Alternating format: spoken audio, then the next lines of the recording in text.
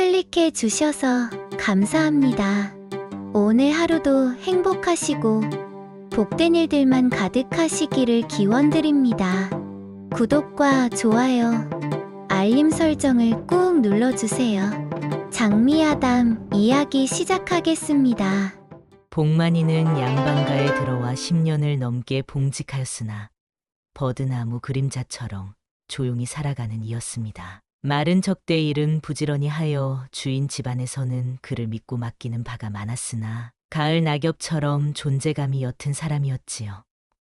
그의 일상은 동이 트기 전부터 시작되었습니다.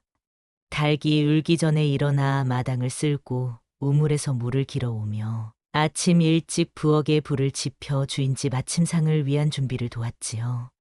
봄이면 밭을 갈고 여름이면 뜨거운 햇살 아래 김을 메고 가을이면 추수를 도우며 겨울이면 눈을 치우고 장작을 패는 일까지 사계절 내내 그의 손길이 닿지 않는 곳이 없었습니다.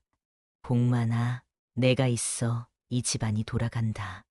주인의 노모가 가끔 그에게 말씀하셨지만 복만이는 고개를 숙이며 소인이 해야 할 일을 할 뿐이옵니다라며 겸손히 물러났지요. 그의 등은 넓고 단단했으며 거친 일에 익숙한 그의 손은 굵고 투박했으나 그의 마음은 연못의 핀 연꽃처럼 맑고 깨끗하였습니다. 그렇게 하루하루 살아가던 복만이에게 운명의 바람이 불어닥친 것은 그의 여름, 하늘이 울음을 터뜨린 듯 장맛비가 쏟아지던 날이었사옵니다. 복만아, 오늘 장에 가서 쌀 5말과 나무를 사오너라. 내일 제사가 있으니 정성껏 골라 오도록 하라. 주인의 명령에 복만이는 고개를 숙이며 알겠사옵니다 하고 장으로 향했습니다. 장터는 세찬 비에도 불구하고 사람들로 북적였습니다. 비에 젖은 집모자를 쓴 농부들, 젖은 치마를 움켜쥔 아낙들, 우산을 받쳐든 양반들이 오가며 흥정하고 있었지요. 복만이는 주인이 맡긴 일을 성실히 마치고 돌아가던 중이었습니다. 장터를 빠져나오던 그때 처마 밑에 웅크린 한 여인이 눈에 들어왔습니다. 해진 옷자락으로 몸을 가린 그 여인은 분명 거지였으나 깊은 연못 같은 그 눈동자는 결코 거지의 것이 아니었습니다. 비에 젖은 그 여인의 모습은 마치 폭풍 후에 떨고 있는 한 송이 꽃과도 같았습니다. 저 괜찮으십니까? 복만이는 조심스레 물었습니다. 그의 목소리는 따스한 봄날의 미풍처럼 부드러웠습니다. 여인은 놀란 사슴처럼 고개를 들었사옵니다. 그 순간 비에 젖은 얼굴이 달빛처럼 빛났습니다. 가느다란 눈썹 아래 맑은 호수 같은 눈동자가 복만이를 바라보았지요. 비에 흠뻑 젖은 그 여인의 얼굴은 한여름 소나기를 맞은 연꽃잎처럼 고왔습니다. 먹을 것을 구하지 못하여 이틀을 굶었사옵니다. 여인의 목소리는 바람에 흔들리는 갈대 같았습니다. 그 말투에서는 어딘가 양가집 규수의 기품이 느껴졌지요. 복만이는 망설임 없이 주머니에서 떡 몇 개를 꺼내어 여인에게 건넸습니다. 그리고 양반집에서 점심으로 먹으라고 싸준 고구마도 내어주었지요. 이름이 어찌 되십니까? 복만이가 조심스레 물었습니다. 수이라 합니다. 여인은 붉게 익은 석류 같은 입술을 작게 움직이며 대답했습니다. 구슬 같은 이름이로구나. 복만이는 마음속으로 되뇌었습니다. 집은 어디시옵니까? 수옥은 고개를 숙이고 대답했습니다. 집도 가족도 없이 떠돌며 끼니를 구하는 신세라 하였지요. 고을마다 돌아다니며 하루하루 살고 있사옵니다. 복만이의 가슴이 저릿했습니다. 이토록 맑은 눈을 가진 이가 어찌 이런 신세가 되었을까 하는 의문이 그의 마음을 채웠습니다. 이 장터 뒤편에 빈 창고가 있사옵니다. 임시로 그곳에서 비를 피하시지요. 복만이는 낮은 목소리로 말했습니다. 비록 그의 처지도 머슴에 불과했지만 적어도 비를 피할 지분과 끼니는 보장받는 신세였기에 그보다 어려운 일을 돕고 싶은 마음이 불꽃처럼 밀었습니다. 수옥은 망설이다가 고개를 끄덕였습니다. 복만이가 앞서가고 수옥이 뒤를 따랐사옵니다. 장터 뒤편 오래된 창고로 들어서니 비록 먼지가 쌓이고 거미줄이 드리워져 있었으나 비를 피하기엔 충분한 공간이었습니다. 보찜을 풀어거적을 깔고 한쪽 구석에는 빗물을 막기 위해 짚을 두텁게 깔았습니다. 매일 저녁 음식을 가져다 드리겠사옵니다. 이곳에 머무르시어도 아무도 모를 것이니 안심하시고 쉬십시오. 복만이는 진심을 담아 말했습니다. 조옥은 보찜에서 작은 보따리를 꺼내어 베개로 삼았습니다. 그 모습은 마치 궁궐에서 쫓겨난 공주가 초가의 몸을 의탁한 듯 꾸었습니다. 은혜는 잊지 않겠습니다. 조옥의 목소리는 가늘게 떨렸습니다. 복만이의 마음속에 작은 봄바람이 일었습니다. 그날 밤 복만이는 자신의 저녁 몫을 반으로 나누어 수옥에게 가져다 주었습니다. 조옥은 그 음식을 받아들며 구름 사이로 빛나는 달처럼 미소 지었습니다. 그 미소는 복만이의 가슴에 한 줄기 햇살처럼 따스함을 남겼습니다. 은혜는 반드시 갚겠사옵니다. 조옥의 말에 복만이는 손사래를 쳤습니다.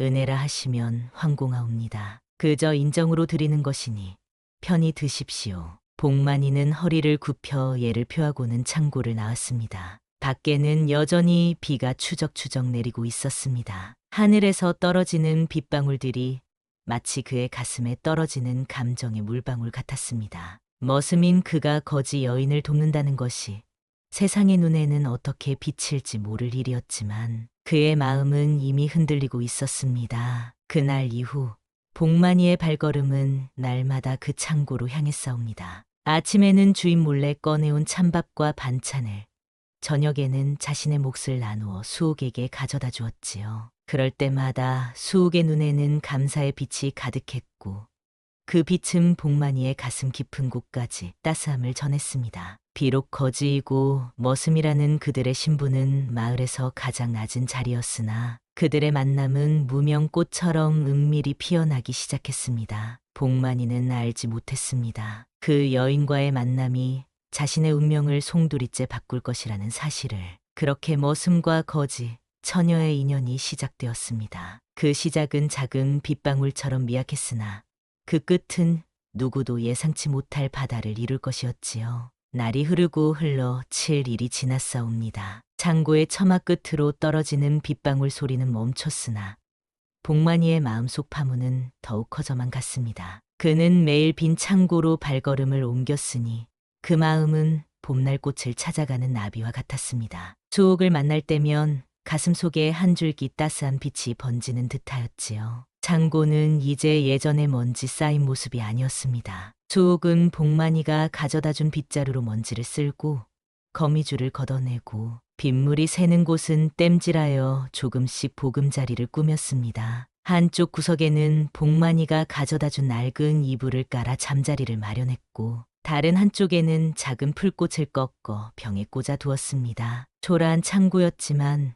그곳에는 이제 삶의 온기가 돌기 시작했습니다. 오늘은 딱지병이 났더군요. 이 약은 그 상처에 바르면 좋을 것입니다. 조옥이 작은 도자기 그릇을 내밀었습니다. 그 안에는 푸른빛이 도는 약이 담겨 있었습니다. 복만이는 놀라움을 감추지 못했습니다. 어찌 알았사옵니까? 소인이 말씀드리지 않았는데. 조옥은 미소를 지었습니다. 당신의 손등이 붉게 부어오른 것을 보았지요. 자주 보이는 증상입니다. 복만이는 그 정성에 감동하여 버들가지 같은 손이 떨렸사옵니다. 조인이 무슨 공이 있다고 이리 마음을 쓰시나이까. 조옥은 밤하늘의 별빛 같은 눈으로 복만이를 바라보았습니다. 공이 크고 작음을 따지는 것이 인정이던가요?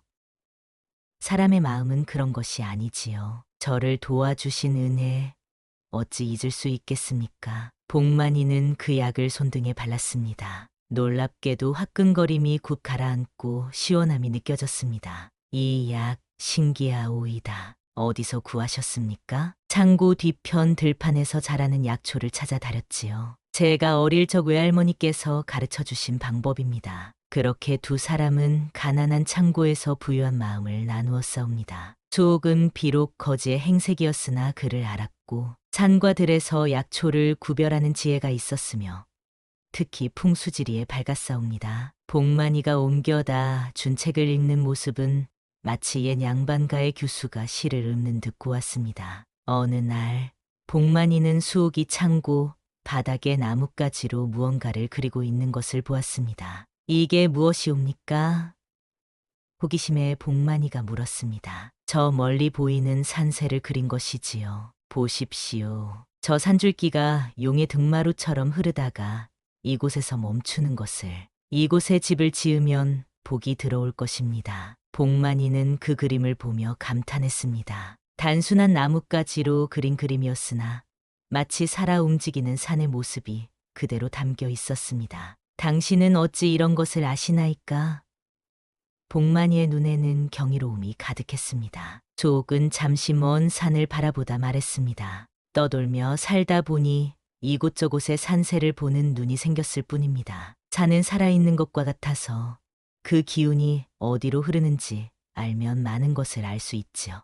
복만이는 그녀의 지혜에 더욱 깊은 감동을 느꼈습니다. 당신은 범상한 거지가 아니로군요. 조옥은 그 말에 살짝 미소 지었습니다. 그 미소는 구름 뒤에 숨은 달빛처럼 신비로웠습니다. 누구나 자신만의 이야기가 있는 법이지요. 이윽고 마을 사람들 사이에 수군거림이 일었사옵니다. 주로 빨래터와 우물가에서 안악들의 수다가 시작되었지요. 머슴 복만이 녀석이 요즘 장터 뒤 창고에 자주 드나든다더라. 그래, 나도 보았다네. 거기 어떤 여자가 산다는 소문이 있어. 거지 계집이라던데 복만이 녀석이 먹을 것을 갖다 준다고 하더군. 허면 그 창고에서 무슨 일이 벌어지는 것인가?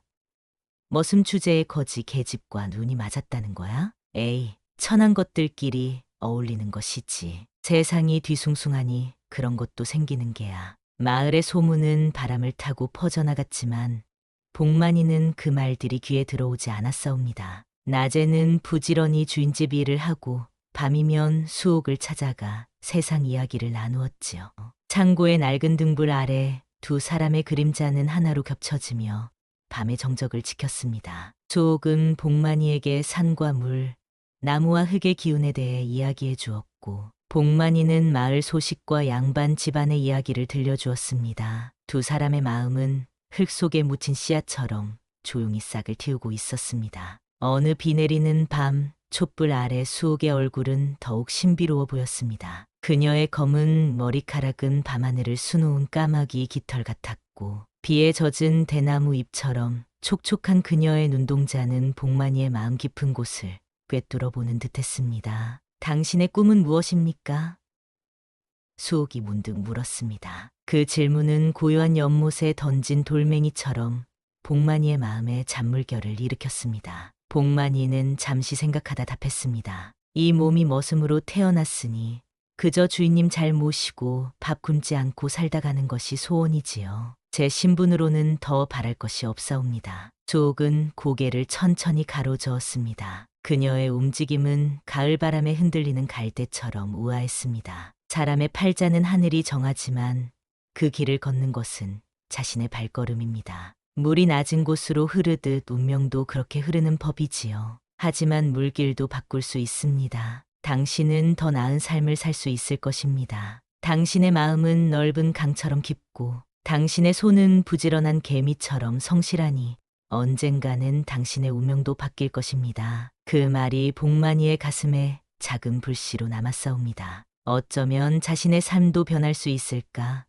그 가능성은 가느다란 실처럼 복만이의 마음을 감싸기 시작했습니다. 창고의 작은 창문으로 달빛이 스며들었고 그 달빛은 두 사람의 얼굴을 부드럽게 비추었습니다. 이제 복만이의 마음에 변화의 씨앗이 심어졌습니다. 자신도 더 나은 삶을 살 수 있을지도 모른다는 희망의 불씨가 타오르기 시작한 것이지요. 그런데 그 불씨를 키울 수 있는 기회가 곧 찾아오게 됩니다. 이윽고 양반가에 큰 일이 벌어졌사옵니다. 한여름 더위가 절정에 달했을 때 주인집 조상묘를 다른 곳으로 이장해야 한다는 소식이 전해진 것이옵니다. 그것도 주인집 증조부의 묘였으니 집안에서는 큰 행사가 아닐 수 없었습니다. 묘터가 좋지 않아 집안에 불길한 일이 계속된다 하여 더 좋은 자리를 찾아야 한다 하였지요. 지난 2년 동안 주인의 큰아들은 과거에 2번이나 낙방하였고 둘째 아들은 장사에 실패하여 큰 손해를 보았으며 막내 아들은 열병을 앓아 자리에 누워 있었습니다. 이 모든 것이 조상 묘터의 기운이 좋지 않기 때문이라는 말이 집안에 퍼졌습니다. 가내에서는 매일 회의가 열렸고 뜰 아래에서 일하던 복만이는 그 이야기를 귀동냥으로 듣고 있었습니다. 주인 집안 어른들의 목소리가 담장을 넘어 흘러나왔습니다. 도사를 불러 좋은 터를 찾아야 하느니라. 제 아들의 앞날이 모두 걸린 일이니 신중히 결정해야 한다. 주인이 단호하게 명하였고 며칠 뒤 이름난 도사가 마을에 들어왔사옵니다. 그 도사는 머리에 도복을 쓰고 손에 나침반을 들고 사방을 돌아다녔습니다. 산세를 살피고 물기를 확인하고 땅의 기운을 느끼며 사흘을 보낸 뒤 마침내 한 곳을 지목하였습니다. 저 서쪽 산등성이 아래 소나무 세 그루가 서 있는 곳이 명당이로다. 그곳은 땅의 양기가 모이고 물길이 감싸 도는 터라 집안의 복을 가져올 것이로다. 주인은 그 말을 듣고 기뻐하여 곧바로 이장 준비를 시작했습니다. 장려를 꾸미고 재물을 준비하고 일꾼들을 모았지요. 복만이도 그 일을 도왔습니다. 도사가 지목한 곳에 묘를 쓰기 위해 땅을 파고 나무를 베어내고 길을 닦았습니다. 그의 손에는 굳은 살이 더 두꺼워졌지만 주인을 위해 최선을 다했습니다. 마침내 이장이 끝나고 한 달이 지났을 때 뜻밖의 일이 벌어졌습니다. 기대와 달리 주인 집 막내 아들의 병세가 더욱 악화되어 병석에 눕게 된 것입니다. 도사의 안목이 그르쳤다 하여 마을에 큰 소동이 일었지요. 주인은 분노하여 그 도사를 불러들였습니다. 내 말을 믿고 묘를 옮겼는데 오히려 병이 더 심해졌다. 이는 어찌된 일인가? 도사는 당황하여 변명을 늘어놓았습니다.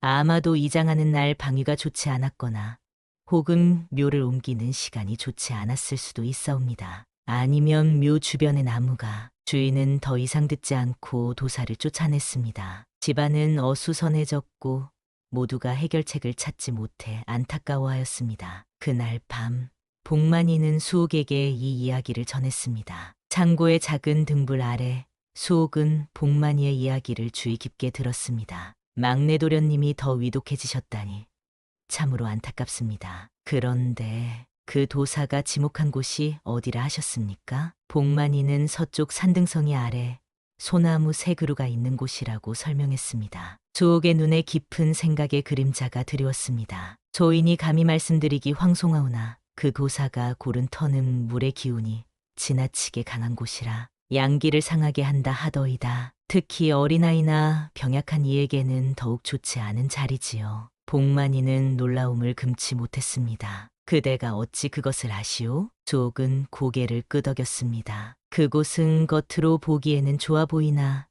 지하에 지나치게 많은 물이 흐르고 있사옵니다. 산등성이 모양새가 마치 물을 담는 그릇 같아 음기가 쌓이기 쉬운 곳이지요. 그렇사옵니다. 좋은 묘터는 물과 산의 기운이 조화를 이루어야 하는 법입니다. 제가 알고 있는 곳이 있사옵니다만 조옥은 복만이에게 자세히 설명해 주었습니다. 동쪽으로 약 1리 떨어진 곳, 작은 언덕 위에 감나무 한 그루가 서 있는 자리가 좋다고 하였습니다. 그곳은 아침 해를 먼저 받아 양기가 충만하고 물길은 멀리서 돌아 부드럽게 감싸 흐르며 뒤로는 산이 병풍처럼 둘러져 있어 좋은 기운을 모아준다 하였지요. 복만이는 한동안 고민하다가 용기를 내어 주인에게 말씀드렸습니다. 조인이 감히 아래옵기 황송하오나 좋은 묘터를 알고 있사옵니다. 주인은 눈썹을 치켜 세웠습니다. 그의 얼굴에는 불신과 놀라움이 교차했습니다. 내가 무엇을 안다고 그런 말을 하느냐?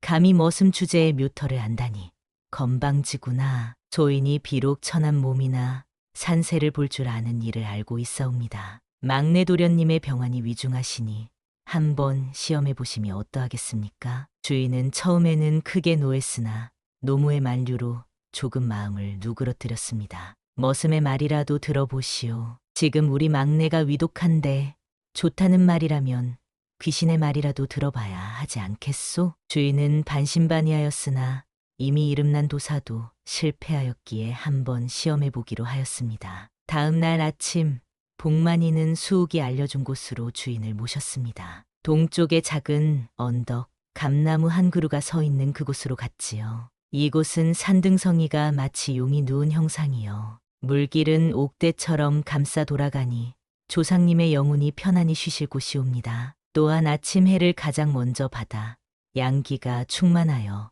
병환해도 좋을 것이옵니다. 주인과 함께 온 노인들은 그 터를 살펴보더니 모두 고개를 끄덕였습니다. 특히 가문의 가장 원로인 70이 넘은 할아버지가 말했습니다. 과연 명당이로다. 내 오래 살면서 이런 좋은 터는 처음 보는구나. 어찌 도사도 보지 못한 것을 내가 알았느냐? 복만이는 고개를 숙였습니다. 소인이 아는 것이 아니라 깊은 산속을 떠돌며 지리를 익힌 이의 가르침이옵니다. 주인은 더 이상 묻지 않고 곧바로 이장을 명했습니다. 이틀 뒤 조상의 묘를 다시 옮기는 의식이 치러졌습니다. 이번에는 복만이가 앞장서서 일꾼들을 지휘했고 그의 지시에 따라 묘를 정성껏 옮겼습니다. 이렇게 하여 새 묘터의 조상을 모시니 이상하게도 병석에 누워있던 막내도 사흘 만에 열이 내리기 시작했고 일주일이 지나자 식사도 할 수 있게 되었습니다. 보름이 지났을 때는 마당을 거닐 수 있을 정도로 회복되었지요. 그뿐만 아니라 집안의 경사가 겹치기 시작했습니다. 큰아들이 작은 벼슬을 얻었고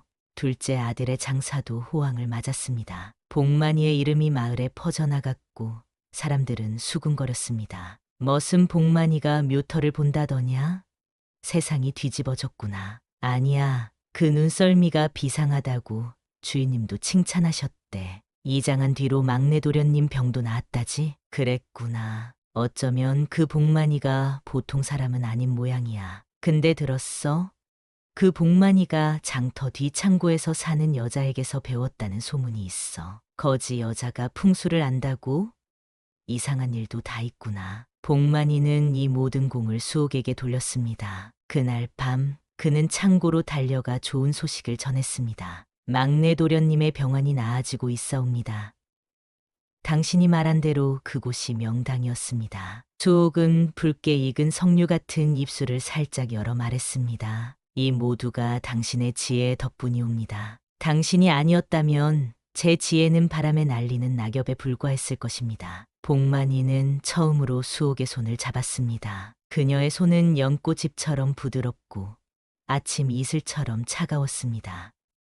소인, 아니, 제가 당신을 처음 만났을 때부터 느꼈습니다. 당신은 특별한 분이라고. 수옥의 눈에 이슬이 맺혔습니다. 그 이슬은 별빛을 담은 듯 반짝였습니다.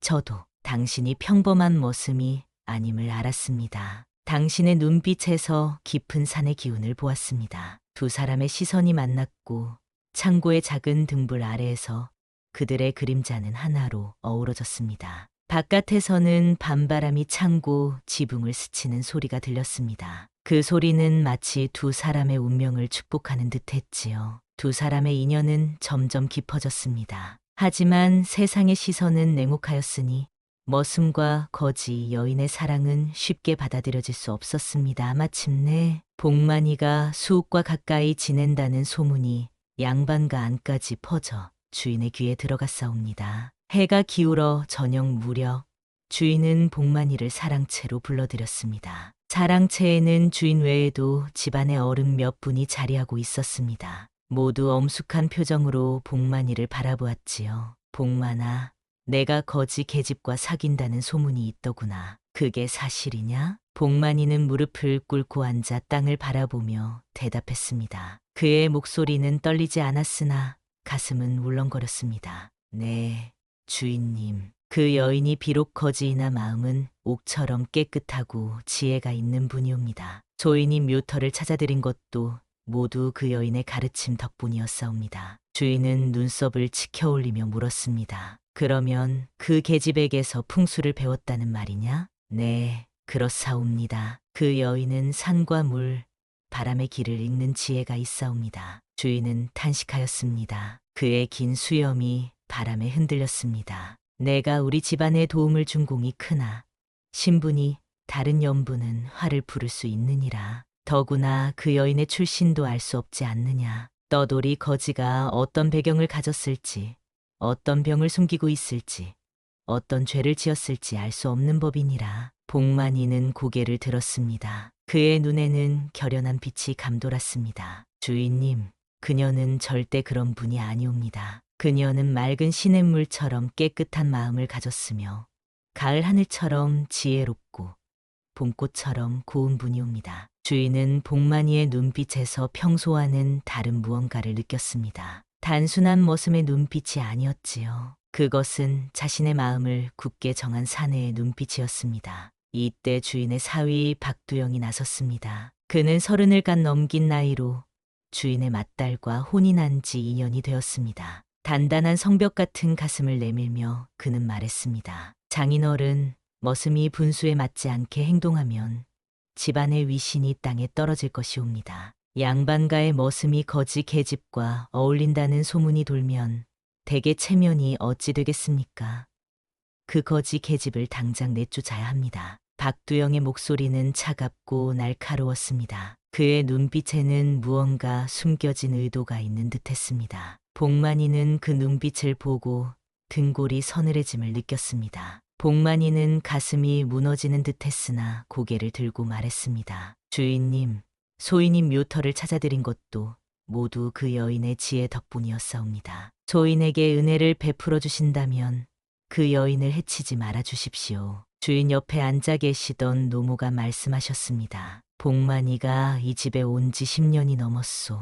항상 성실하게 일해왔고 이번에 묘터를 찾아 집안의 복을 가져온 공도 있으니 너무 가혹하게 대하지 맙시다. 주인은 잠시 생각에 잠겼다가 말했습니다. 그렇다면 그 여인에게 한 달의 시간을 주겠다. 그 안에 마을을 떠나게 하라. 그 계집이 정말 내가 말한 대로 지혜롭다면 이것이 너와 그녀 모두를 위한 길임을 알 것이다. 복만이는 그날 밤 창고로 달려가 이 소식을 전했습니다. 조옥은 그의 말을 듣고도 고요한 연못처럼 평온했습니다. 달빛이 창고의 작은 틈으로 스며들어 그녀의 얼굴을 비추었습니다. 그 얼굴에는 슬픔보다는 깊은 생각의 그림자가 드리워져 있었습니다. 언젠가는 이런 날이 올 줄 알았습니다. 제가 떠나면 됩니다. 아니옵니다. 제가 주인집을 떠나겠습니다. 당신과 함께라면 어디든 갈 수 있사옵니다. 저는 당신 없이는 살 수 없사옵니다. 조옥은 호수처럼 깊은 눈동자에 이슬이 맺히며 고개를 저었습니다. 그대는 10년을 넘게 봉직한 이곳을 어찌 쉽게 떠날 수 있겠습니까? 게다가 그동안 쌓은 신뢰와 명성을 모두 버리고 떠난다면 세상 사람들이 어떻게 보겠습니까? 제가 물러나는 것이 옳습니다. 복만이는 수옥의 손을 꼭 잡았습니다. 그 손은 보름달 아래 빛나는 연꽃잎처럼 투명하고 부드러웠습니다. 당신을 만나기 전에 제 삶은 그저 흘러가는 시냇물과 같았습니다. 하루하루 살아가되 아무런 목표도 꿈도 없었지요. 그러나 당신을 만난 후 제 삶의 의미가 생겼습니다. 당신과 함께라면 어떤 어려움도 이겨낼 수 있사옵니다. 조옥은 그의 진심 어린 고백에 마음이 흔들렸습니다. 그녀의 눈에서 눈물이 흘러내렸고 그 눈물은 달빛 아래 반짝이는 이슬처럼 빛났습니다. 저도 당신을 생각하면 가슴이 떨립니다. 하지만 지금은 조금 더 생각할 시간이 필요합니다. 한 달의 시간이 있으니 그동안 좋은 방법을 찾아봅시다. 한편 박두영은 복만이를 음해할 계략을 꾸미고 있었습니다. 그는 복만이가 주인 집의 신임을 얻는 것이 마음에 들지 않았습니다. 특히 복만이가 찾아준 묘터 덕분에 집안 형편이 나아지자 그의 질투심은 더욱 깊어졌지요. 저 머슴이 감히 양반가의 위신을 떨어뜨리다니 반드시 그 대가를 치르게 하리라. 더구나 그에게 풍수를 가르친 거지 계집은 더더욱 용서할 수 없다. 박두영은 마을 사람들에게 거짓 소문을 퍼뜨렸습니다. 시장과 빨래터, 우물가를 다니며 이야기했지요. 복만이가 주인집 물건을 훔쳐 그 거지 계집에게 주었다더라. 묘터를 잘못 봐서 집안에 재앙이 올 것이라더라. 그 거지 여자가 실은 주술을 부려 복만이를 홀렸다고 하더군. 두 사람이 주인집 재물을 훔쳐 달아날 계획이라는 소문도 있소. 그러나 이미 복만이의 정직함과 성실함을 아는 마을 사람들은 그 소문을 쉽게 믿지 않았습니다. 오히려 일부는 복만이의 편을 들기 시작했습니다. 복만이는 10년을 넘게 정직하게 살았는데 어찌 갑자기 그런 일을 저지르겠소? 게다가 그 묘터 덕에 주인집 막내도 살아났다던데 사위 양반이 왜 그리 복만이를 미워하는지 모르겠구먼. 혹시 사위 양반이 질투하는 것 아니오? 장인 어른의 신임을 복만이가 더 받으니 박두영은 이런 반응에 더욱 분노했습니다. 그는 더 악랄한 계략을 세우기 시작했지요. 복만이는 이 모든 풍파 속에서도 수옥을 지키기 위해 마음을 다잡았습니다. 낮에는 더욱 열심히 일했고 밤에는 수옥을 찾아 함께 미래를 계획했습니다. 그들의 사랑은 오히려 역경 속에서 더 깊어져 갔습니다. 비바람이 불어도 이 마음만은 변함없을 것이옵니다. 당신은 저에게 꽃보다 아름답고 달보다 빛나는 존재입니다. 수옥은 복만이의 고백에 붉게 익은 석류 같은 입술로 미소 지었습니다. 당신의 마음은 깊은 산골 샘물처럼 맑고 변함없군요. 그 마음을 믿습니다. 두 사람은 창고 안에서 손을 맞잡고 앉아 달빛이 비치는 창문을 바라보았습니다. 그들의 그림자는 하나로 겹쳐져 벽에 드리워졌고 그 모습은 마치 하늘이 맺어준 연분임을 증명하는 듯했습니다.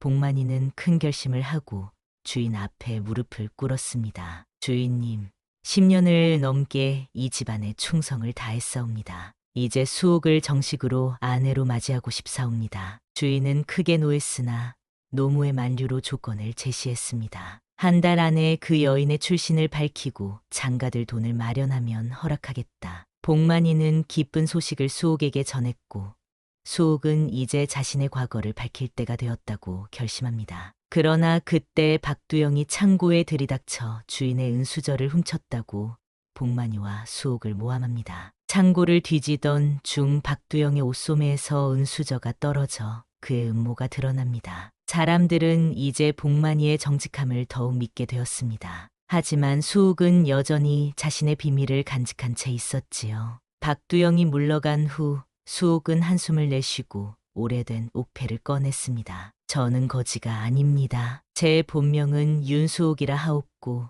한때 명문가의 딸이었습니다. 우리 가문은 정치적 모함으로 하루아침에 몰락했고 아버지는 귀향을 가셨으며 저는 목숨을 부지하고자 거지 행색으로 떠돌았습니다. 마침 마을 어른들과 주인이 들어와 이 이야기를 들었습니다. 노인 한 분이 수옥의 옥패를 보고 그녀가 진정 윤상서의 딸임을 확인해 주었습니다. 주인은 크게 놀라며 말했습니다. 그렇다면 복만이와 수옥의 혼인을 허락하겠네. 윤상서의 딸과 우리 집안의 충실한 일꾼이 맺어지는 것은 부끄러운 일이 아니네. 며칠 후 마을에서는 박두영이 쫓겨났다는 소식이 전해졌습니다. 복만이와 수옥의 혼례 준비가 시작되었고 두 사람의 앞에 새로운 삶이 열렸습니다. 복만이와 수옥의 혼례는 간소하지만 정성스럽게 치러졌습니다. 처음에는 복만이가 여전히 주인집에서 일했지만 수옥의 조언으로 그는 자신의 풍수 재능을 펼치기 시작했습니다. 당신의 재능을 숨기지 마세요. 머슴이었지만 이제는 자신의 길을 걸어야 합니다. 복만이는 마을 사람들의 묘터와 집터를 봐주기 시작했고 그의 명성은 날로 높아졌습니다. 먼 고을에서도 사람들이 찾아왔고 감사의 선물로 살림이 넉넉해졌습니다. 주인은 복만이의 성공을 보고 그를 불렀습니다. 이제 머슴 일을 그만두고 독립하거라. 마을 어귀의 땅을 주마. 복만이는 땅을 받아 집을 짓고 수옥과 함께 새 자녀를 낳아 기르며 번창했습니다. 세월이 흘러 놀랍게도 주인집이 몰락하자 복만이는 은혜를 잊지 않고 옛 주인 가족을 자신의 집에 모셨습니다. 마을 사람들은 감탄했습니다. 머슴이 주인이 되고 주인이 머슴의 집에 사는 세상이 되었구나. 세월이 흘러 복만이와 수옥의 머리에 서리가 내렸습니다. 그들의 가문은 마을에서 가장 부유해졌지만 복만이는 여전히 자신을 머슴 복만이라 불렀고 가난한 이들을 돕는 일을 게을리하지 않았습니다. 어느 날 비에 젖은 젊은 거지 부부를 보고 자신의 과거를 떠올린 복만이는 그들에게 일자리와 살 곳을 마련해 주었습니다. 머슴 출신이 저렇게 인정이 깊으니 하늘도 도운 게지. 복만이의 큰아들은 과거에 급제하여 벼슬길에 올랐고 작은 아들은 아버지의 풍수 재능을 이어받았으며 딸은 이웃 고을 양반가에 시집갔습니다. 복만이와 수옥이 이른이 되던 해 두 사람은 처음 만났던 그 장터를 다시 찾았습니다. 비가 내리는 가운데 그들은 이제 정자가 된 옛 창고 자리에 서 있었습니다. 그날 비를 맞던 당신을 보지 않았다면 내 인생도 그 자리에 묻혔을 것이오. 그날 저를 도와준 당신이 아니었다면 저도 바람에 흩날리는 낙엽처럼 쓰러졌을 것입니다. 두 사람의 사랑은 세월이 흘러도 변함없는 샘물처럼 맑고 깊었습니다. 마을 사람들은 복만이와 수옥의 이야기를 오래도록 전해 내려갔습니다. 오늘의 사연 어떻게 들으셨나요? 여러분의 생각을 아래 댓글에 남겨주세요. 구독 버튼과 좋아요, 알림 설정은 저희에게 큰 힘이 됩니다. 여러분 모두의 하루하루가 행복과 기쁨으로 가득하시길 진심으로 바랍니다. 오늘도 장미아담을 찾아주셔서 진심으로 감사드리며 앞으로도 여러분의 마음을 따뜻하게 해줄 예디야기로 찾아뵙겠습니다. 모두 안녕히 계세요.